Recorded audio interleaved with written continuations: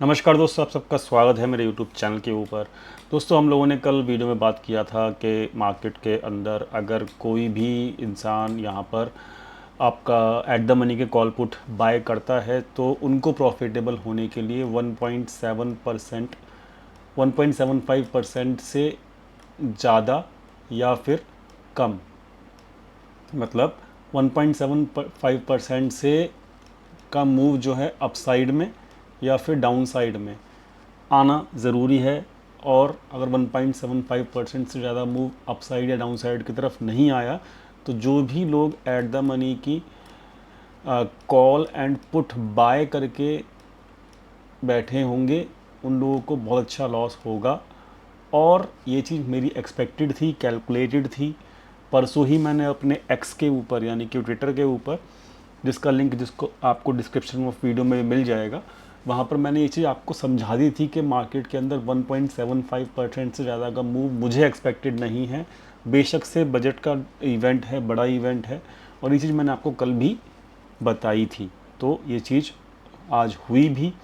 अगर आप देखोगे तो आज का जो लो है, कल की क्लोजिंग से अगर आप देखोगे तो वहाँ पर आपको मिलेगा देखने को कि कल की क्लोजिंग से अगर मैं देखूं तो यहाँ पर आपको एग्जैक्टली 1.75% से के आसपास ही लो बनते हुए नज़र आया और इसके नीचे नहीं गया। अगर इसके नीचे जाता तो एट द मनी के जो कॉल पुट बाय करके बैठे थे लोग उनको प्रॉफिट होता, लेकिन इसके नीचे गया ही नहीं। तो ये कैलकुलेटेड एक तरीके से लेवल था जो कि हमने कल निकाला था और मार्केट ने उसको रिस्पेक्ट किया और वहाँ से मार्केट घूम के ऊपर गया और एग्जैक्टली उसी लेवल के आसपास जाके क्लोज कर दिया जहाँ पर कल मार्केट ने क्लोज किया था।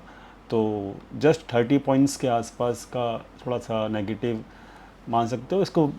ज़्यादा नेगेटिव नहीं बोलते, इसको फ्लैट ही बोलते हैं बेसिकली।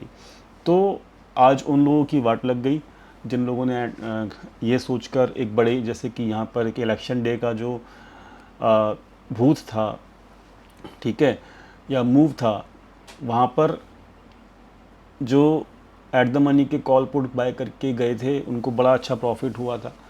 लेकिन यही चीज़ सोचकर जो, देखो क्या होता है, मार्केट ना एक ही जैसा प्रॉफिट दो बार जल्दी जल्दी नहीं देता है, ठीक है, ये मार्केट को पता है। यही चीज़ सोचकर मैंने आपको कल कैलकुलेट करके बताया था कि भाई at the money call put buy करना is not a good strategy for the budget day, साफ साफ बोला था।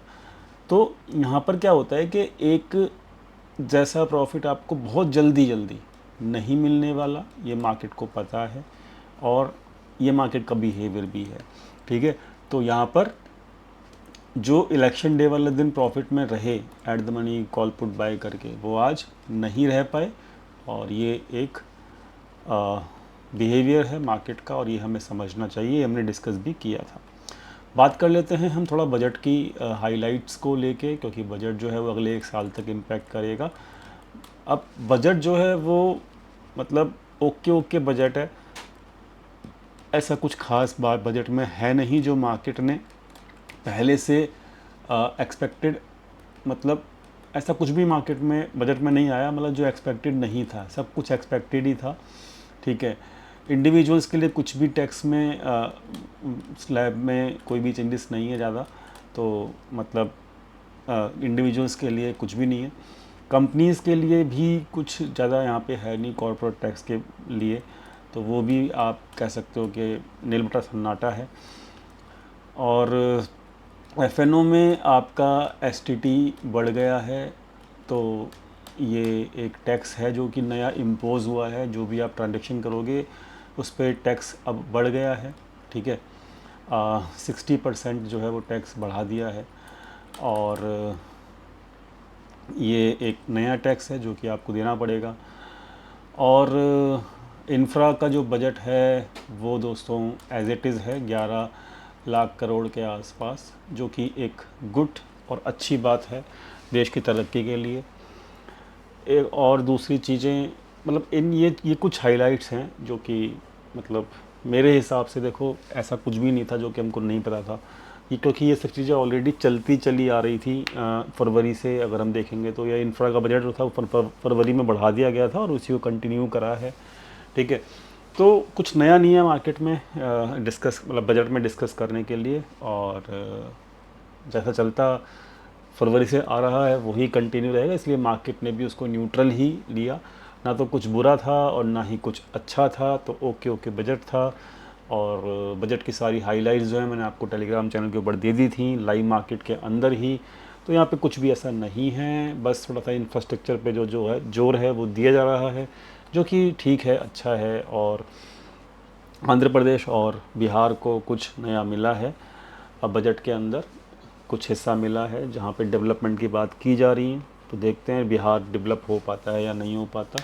आई होप हो जाए ऐसा। देखो फंड तो एलोकेट हो जाएगा, बट क्या वो ग्राउंड रियलिटी के ऊपर जाकर और डेवलपमेंट हो पाएगा बिहार के अंदर स्पेशली, ये देखने वाली बात होगी। तो देखते हैं आगे क्या होता है। तो ये था all highlights of the budgets.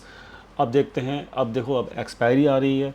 Expiry में जो है मूव किधर का आ सकता है, तो वो अब नॉर्मल मार्केट चलेगी। अब मैं ज़्यादा इसके ऊपर, क्योंकि इवेंट तो ख़त्म ही हो गया है, तो अब मार्केट क्या कर सकती है फटाफट से डिस्कस कर लेते हैं। देखो आज का जो हाई है ना, वो कल के हाई के आसपास ही बना है अगर आप चेक करोगे तो 580, 595 और 582, ठीक है।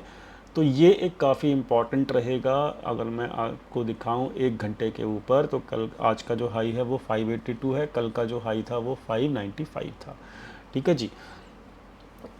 ओके, तो यहाँ पर अब आपको एक नई ट्रेंड लाइन मिलेगी। देखो अब हम नॉर्मल तरीके से मार्केट को रीड करेंगे, जिससे आपको यहाँ पर समझने में आसानी होगी। ये एक ट्रेंड लाइन बन गई है, ठीक है। कल का हाई और आज के हाई को जोड़ दिया गया है। अब मार्केट के अंदर नया मूव केवल इस ट्रेंड लाइन को ब्रेकआउट जब करेगी मार्केट तभी आएगा, अदरवाइज़ अपसाइड का कोई मूव एक्सपेक्ट मत करना। मैं आपको दोबारा 2 बार रिमाइंड करा रहा हूँ मेरी बात, जो मैं आपको समझा रहा हूँ ध्यान से सुनना। एक लाइन वर्ड्स पे मत जाना, मैं आपको दोबारा समझा रहा हूँ। ये ट्रेंड लाइन ड्रॉ करके रखो, कल का हाई और आज का हाई ट्रेंड लाइन बना के रखो सिस्टम पे। अगर ये ट्रेंड लाइन ब्रेक होती हुई नज़र आती है तो मार्केट में आपको कम से कम 300 पॉइंट का, 300 से 400 पॉइंट का अप मूव दिखेगा, ठीक है जी। मेरी बात समझ गए? क्लियर हो गई बात? सिंपल बता दिया मैंने। दूसरी चीज़, अगर ये ट्रेंड लाइन ब्रेक नहीं होती है तो कोई लॉन्ग पोजीशंस हम नहीं बनाएंगे। फिर क्या होगा? फिर एक ही चीज़ हो सकती है कि यहाँ से मार्केट रिजेक्शन दे के आए और मार्केट दोबारा से फिर नीचे की जर्नी तय करे, ठीक है। समझ में आ गया? तो ये मूव है अगले दो दिन के लिए, और ये चीज़ आपको ख्याल रखनी है। बात कर लेते हैं हम यहाँ पर डाटा पॉइंट्स की। जो डाटा पॉइंट्स कैसे कहते हैं, डाटा पॉइंट्स देखिए बेरिश हैं आज के डाटा पॉइंट्स, क्योंकि रिटेल भर भर के जो है वो बाय करके गया है। बेसिकली इन्होंने आज सुबह सुबह बाय कर लिया था और इन्होंने लॉस अभी काटा नहीं है। नीचे मार्केट गया था बट इन्होंने लॉस नहीं काटा। F I eyes regularly shorts positions बना रहा है धीरे धीरे, ठीक है। तो सिंपल है, अपर लेवल्स के ऊपर शॉर्ट पोजीशंस बनाने का मतलब यही है कि थोड़ा सा मार्केट को अभी रोक के रखने का पूरा इंतज़ाम एफ आई आईज करना चाहता है, ठीक है। डाटा पॉइंट्स जो हैं वो अभी बेयरिश ही हैं। तो यहाँ पर हमें समझना पड़ेगा डाटा पॉइंट अगर बेरिश हैं तो ये ट्रेंड लाइन काफ़ी काम आएगी।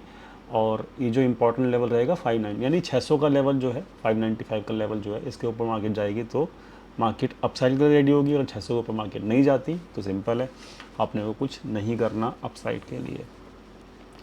एफ की सेलिंग जो है वो आज हुई 1500 करोड़ के आसपास की, काफ़ी दिनों बाद हुई है। लगातार एफ बाय करते चले जा रहे हैं। अगर मैं आपको एफ के डाटा की दिखाऊं तो एफ की जो सेलिंग है वो 2900 करोड़ की है। डी आई एफ की नेट करेंगे तो बात करेंगे तो नेगेटिव डाटा है। तो इक्विटी का डाटा बहुत दिनों बाद नेगेटिव दिखाई दिया है, इसमें कोई दिक्कत वाली बात नहीं है, एक आध दिन चलता है, ठीक है। आपको ये सेटअप याद रखना है। बात कर लेते हैं हम लोग यहाँ पर बैंक निफ्टी की। तो बैंक निफ्टी क्या कहना चाहता है भाई? बैंक निफ्टी जो है वो एक ही बात कहना चाहता है क्या, कि कोई भी मूव, ठीक है, अपसाइड का, बात क्लियर है, कोई भी मूव अपसाइड का। अब ये जो लेवल है ना 52,800, 52,800 लाइन खींच लेते चलो फटाफट से ताकि हम इसको रिमाइंड कर सकें। ये वाला लेवल 52,800 के ऊपर ही ऊपर कोई अपसाइड मूव नया आएगा, अदरवाइज़ यहाँ पर अभी भी कोई उम्मीद नहीं है। लेवल मैंने आपको समझा दिया 52,800 का, और निफ्टी में है आपका लेवल 24,600 का। ठीक है जी, तो क्लियर रखना बात को और लेवल पे प्ले करना, आपको पूरा मार्केट समझ में आ जाएगा। रिलायंस में डिस्कशन किया था हम लोगों ने कि भाई अभी रिलायंस के अंदर लेवल जो हमने डिस्कस किया था वो यही किया था 2950 के आसपास का, और वहाँ तक मार्केट आसानी से पहुँच गया है। अब मार्केट को अगर संभलना है तो अब रिलायंस का चलना बहुत ज़्यादा ज़रूरी है, अदरवाइज़ यहाँ पर मार्केट फिर अब नहीं चल पाएगा। ठीक है जी, तो रिलायंस का संभलना बहुत ज़्यादा ज़रूरी है। रिलायंस ही मार्केट को संभाल के रखेगा अगर मार्केट को अब चलना है तो। अगर रिलायंस नहीं चल पाया देन डेफिनेटली निफ्टी अब थोड़ा वीक होना शुरू हो जाएगा। तो रिलायंस के ऊपर स्पेशल नज़र रखना।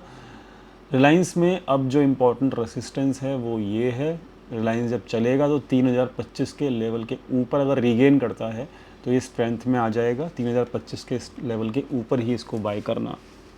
ठीक है जी, बात कर लेते हैं हम HDFC बैंक की भी। तो HDFC बैंक थोड़ा सा आज प्रॉफिट बुकिंग आई, और अब इसमें कोई भी ऐसी बात तो है नहीं कि हाँ, ये अब यही कल का जो हाई था वही अब एक रेसिस्टेंस है। जैसे ही इसके ऊपर जाएगा नई स्ट्रेंथ के लिए रेडी हो जाएगा। तो सिंपल है कि मुझे ऐसा लगता है कि HDFC बैंक को कुछ दिन अब रोक के रखेंगे और थोड़ा सा रिलायंस से मार्केट को संभालने की कोशिश करेंगे। तो ये मुझे ऐसा लगता है, क्योंकि जब रिलायंस गिर रहा था तो HDFC बैंक से मार्केट को संभाला, अब रिलायंस बढ़ेगा मुझे ऐसा लगता है तो फिर HDFC बैंक को गिरा के रखेंगे। तो ये है टोटल इंडेक्स को मैनेज करने का तरीका इनका, तो वो करेंगे। ऑप्शन चेन फटाफट से चेक कर लेते हैं। तो ऑप्शन चेन 25 जुलाई की खुली हुई है मेरे सामने, और 24,500 एट द मनी है। तो यहाँ पर एट द मनी 24,500 है, बाकी इन द मनी में कोई भी पोजीशन नहीं बनी हुई। इन द मनी में यहाँ पे कॉल राइटिंग अवेलेबल है। तो भाई सिंपल है कि वही वाली बात है, हैवी कॉल राइटिंग यहाँ पर भी है 600 पे, और 500 पे तो खैर बराबर हैं, लेकिन 600 का लेवल जैसे ही टूटेगा अपसाइड निकल जाएगा, क्योंकि ये कॉल राइटर फिर कवर करने के लिए दौड़ेंगे। तो यानी कि यहाँ पर अभी भी 600 का लेवल काफ़ी इंपॉर्टेंट है ऑप्शन चेन में। तो ऑप्शन चेन और जो हमारा चार्ट है वो एक ही चीज़ बता रहा है कि निफ्टी 600 के ऊपर तो शॉर्ट कवरिंग आएगी, अदरवाइज़ यहाँ पे कोई भी शॉर्ट कवरिंग देखने को शायद ना मिले। क्लियर होगी बात? तो यही था दोस्तों फ़िलहाल। और हाँ, एक चीज़ और, कि ऑप्शन बायर को इसलिए प्रॉफिट नहीं हो पाया था आज क्योंकि 17% के आसपास आपका विक्स डाउन गया है। ठीक है जी, तो क्लियर हो गया, सिंपल हो गया, समझ में आ गया। मिलते हैं कल लाइव मार्केट में। फ़िलहाल दोस्तों इतना ही। Thank you so much.